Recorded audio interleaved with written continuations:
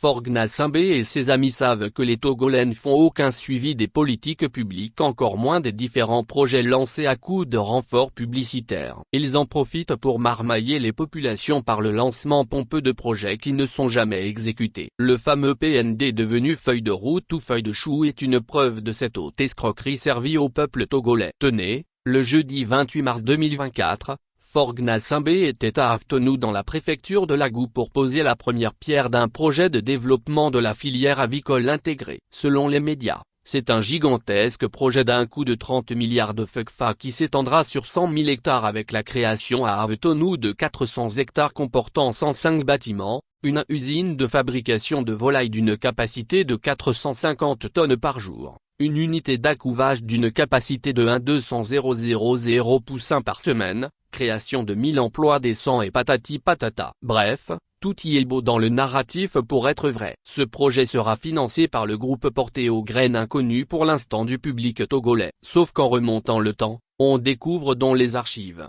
qu'il y a 9 ans avec 4 jours de différence, c'est-à-dire le 24 mars 2015, Faure Gnassingbé a lancé à Badodja et à Avtonou le même projet qui n'a jamais vu le jour jusqu'au aujourd'hui. Les captures d'écran des archives joints à ce poste sont la preuve. Deuxième pose de la première pierre d'un même projet sur un même site en 9 ans d'intervalle. La première fois c'était le 24 mars 2015, capture d'écran ci-dessus, et la deuxième fois, il y a quelques jours le 28 mars 2024, capture d'écran, FA.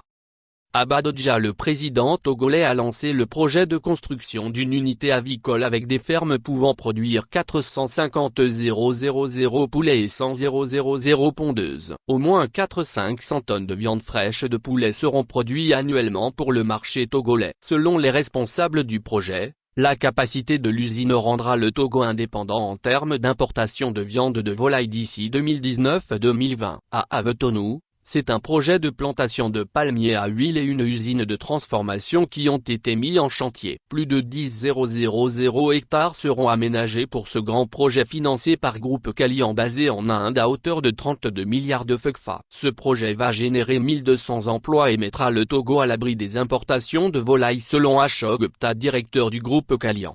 Plus de 9 ans après la pose de la première pierre du premier projet, ni l'usine de production de volailles à Badodja n'a vu le jour, encore moins les plantations de palmiers à Avtonou. Les premières pierres ont disparu depuis dans la brousse et il faut des fouilles archéologiques pour les retrouver. Mais ce qui est intéressant, c'est qu'on relance le même projet avicole cette fois-ci non plus à Badodja mais à quelques kilomètres de là, c'est-à-dire à Avtonou, en prenant juste le soin de supprimer le volet de la plantation de la palmeraie.